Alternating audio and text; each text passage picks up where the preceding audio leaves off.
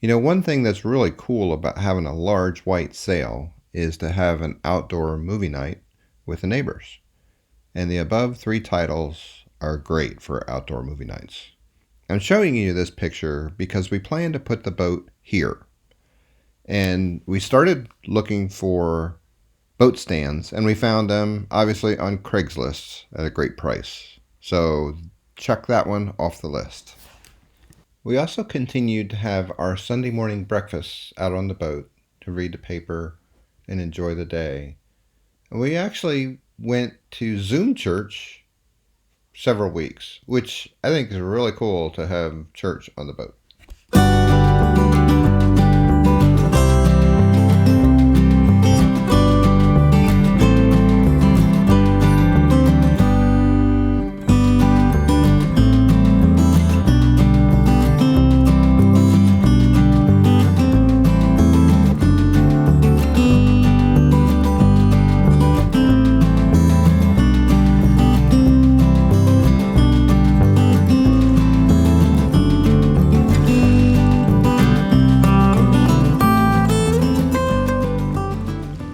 If you want to cause some excitement in two border collies, all you have to say is, "Do you want to go to the boat?"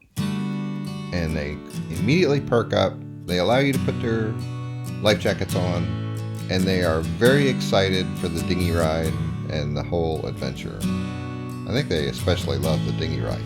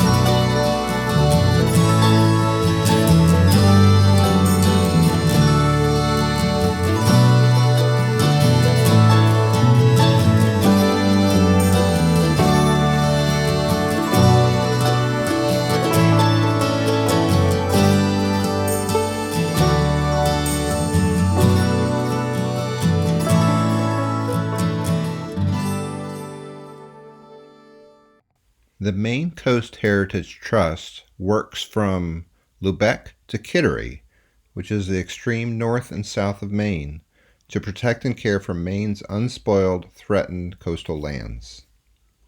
The nonprofit started in the late 1960s by an avid sailor, and it's now a national leader in land conservation. In the first year, they facilitated conservation of 30 islands, and by 2000, they held over 99 easements and cared for 36 preserves. Now they hold more than 300 easements and care for 120 preserves that are free and open to the public, and those numbers are growing every year. One of those islands is Monroe Island. Monroe Island in the 1940s was owned by a single family. They managed the island for forestry and as a wildlife sanctuary, and protected much of the islands with conservation easements held by the Maine Department of Inland Fisheries and Wildlife. In 2018, they sold the island to the Heritage Trust to ensure permanent protection of the entire island as well as guarantee public access. Monroe Island is a really easy one for our open captain. It's 7.8 miles away and straight out from the harbor and straight south to the island. And on the west side of the island, there's a dock. So let's get started.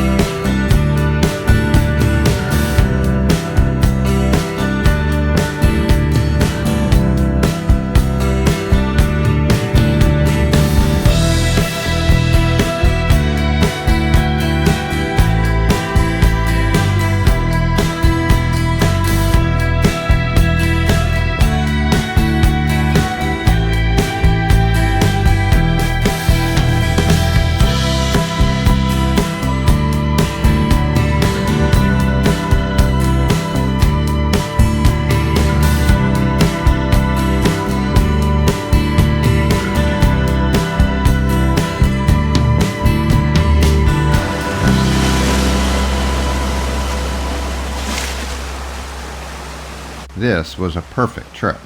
Beautiful weather, we hiked about 2 miles, and had an incredible spot to eat lunch and enjoy the afternoon. And it's definitely a place we'll come back to. When we started back, it was a downwind run all the way to Camden. You might have noticed how clear the weather was when we started. But after we started sailing back, we noticed a fog bank that was encapsulating the island behind us, and eventually it chased us down. The finish of the sail was an eerie experience and a lot of fun.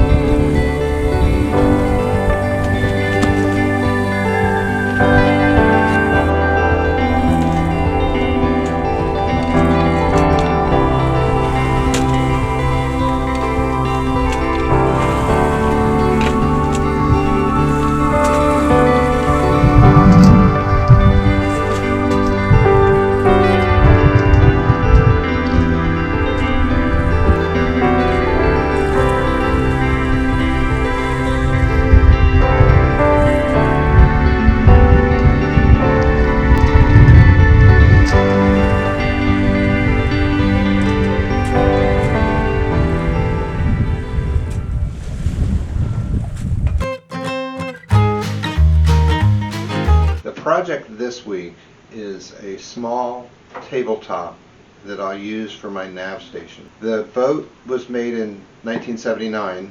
They didn't know how many USB connections we would need in 2021. So I wanted to build a nav station to where I have a space where I can sit down, put my laptop out, And also a place that can be folded up, buttoned up for seed, where we don't have to worry about things falling around. And what I want to do is we're going to laminate it.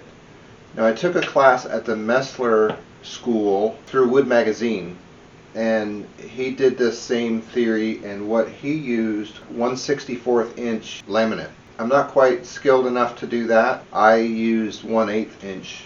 Was my dad had gotten these mahogany pieces at a auction, and I think these were from a furniture maker, and they must have been making chair rockers or something like that. So these extra mahogany pieces were put up for auction, and my dad purchased them at pretty cheap, I think. The way I work with this is I need a flat surface, so I run this through the joiner on one side, and then I tilt it 90 degrees and run it through again. So then you have a flat side here and a flat side here.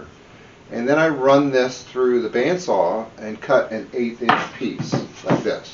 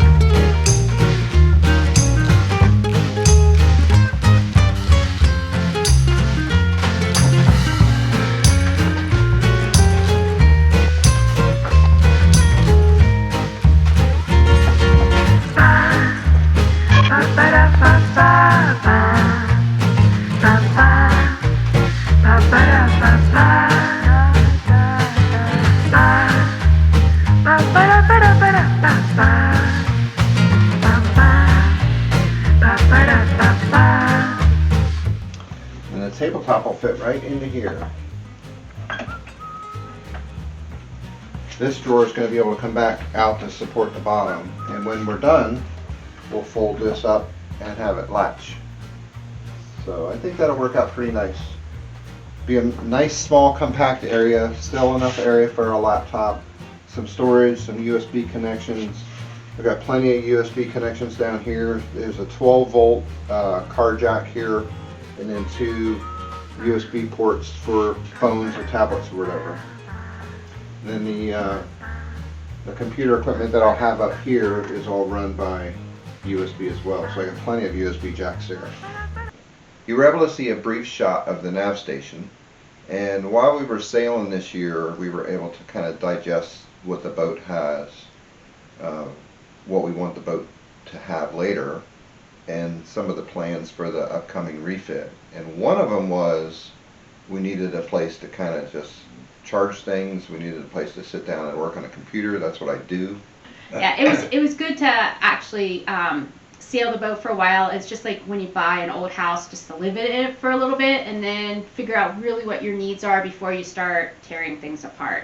So that was a good thing that we did get about 2.5 months of sailing on her, and to really think about what we wanted to do and what was priority and what was not priority.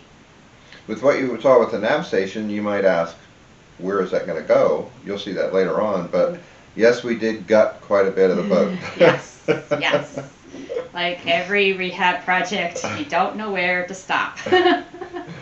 We enjoyed the Maine Heritage Trust, just exploring that, and Monroe Island is just an incredible place. And it was nice because I've known about the Maine Heritage Trust ever since I've moved up here 28 years ago. And a lot of the places I could never visit because I didn't have a boat. So now that we have a boat and we have a way to get there, it's going to be fun just really seeing and exploring those places. And what a gift we have here in Maine. We have a couple of other agencies that are trusts, that land trusts, and there's such a emphasis here in Maine about preserving our natural land and habitat, which I think is just so precious. And we know somebody that works there, so we might try to involve her in future destinations. Next video, we pull the boat out of the water and bring her home. And that's another story. Until then, See ya. see ya.